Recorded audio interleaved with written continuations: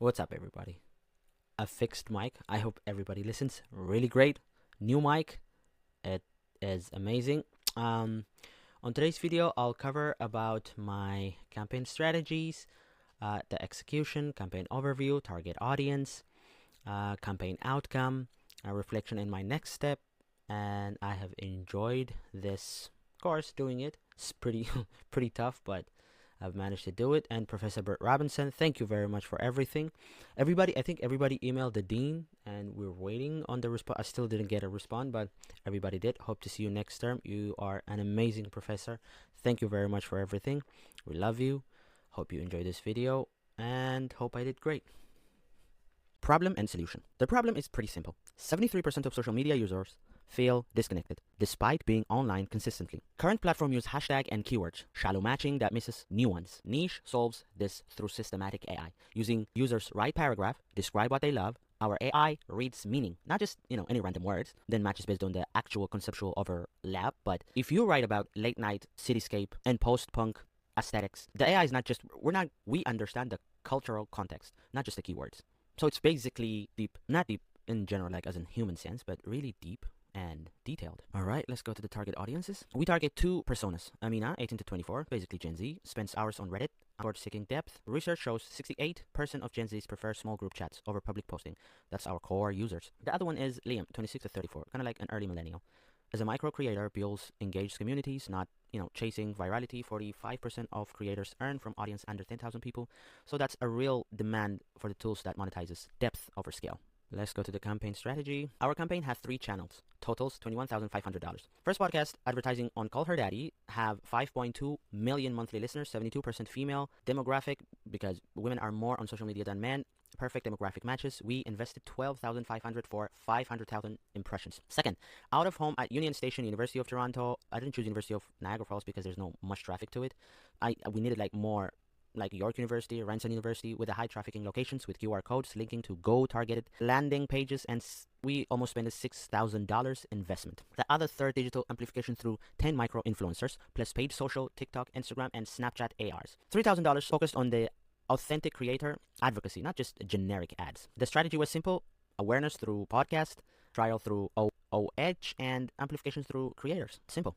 That's it. Okay, let's move on to the campaign results. We crushed our targets. 5,250 signups against a 5,000 goal. That's 105%. Cost per acquisition came in at 4.10 below our 4.30 target. Profile complaint hit 71%, baiting 65%. Most importantly, 30 days retention reached 47%. That's 180% target and double the typical social platform rate. Breaking down by channel. Podcast delivers 2,100 signups at 5, and out of home OAH converted at 80%, 50% above our projection, generating 2,200 signups at just 273 CPA. Creator partnership were most effective at 265 CPA, adding 950 users. User feedback validated our approach.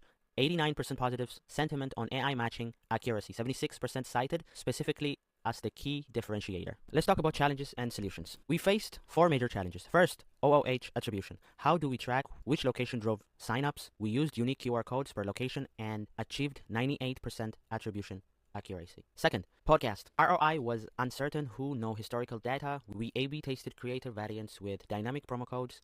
Week on performance come in at 620 cost per lead. We blow our 12,000, so we maintained the full run.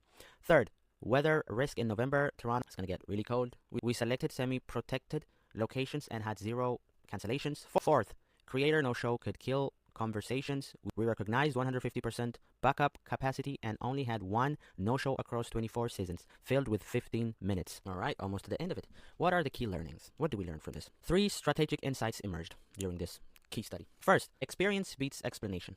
For AI products, our OAH converted at 18%. You can't explain this semantic matching in a poster, but you can let people try in a try it. Third, specificity wins. Messaging about post-punk cityscapes got 3.2 times higher clicks through than, generic post. Find your community. Messages. Narrow targets creates recognition. That's exactly me. And you can grab your audience from there. What would we do differently? Start with 20 creators instead of 10.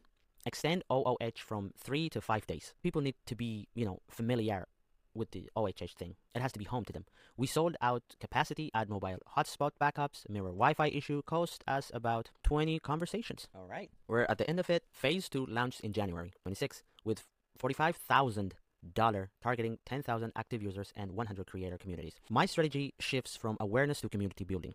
New campaign theme: where did you find your people? Real user stories, not product features. Budget allocations: 27% to creator partnerships, a proven higher ROI, 20% to campaigns, ambassadors, 50 student hosting, weekly events, 18% paid media for retargeting, 60% for live events, the rest split between content production and product features. So we're excited for new marks, for example, like French speakers, Montreal with French localized, only that one, Calgary, Seattle, and Portland, major like the US states and the Canadian. The proof of concept is clear. 47% retention is double the industry average. People are hungry for depth in a world of shallow scrolling. Niche delivers that depth through transparent AI that surfaces real human connection. My name is Abel. I hope you enjoyed this as much as I enjoy it. Thank you very much.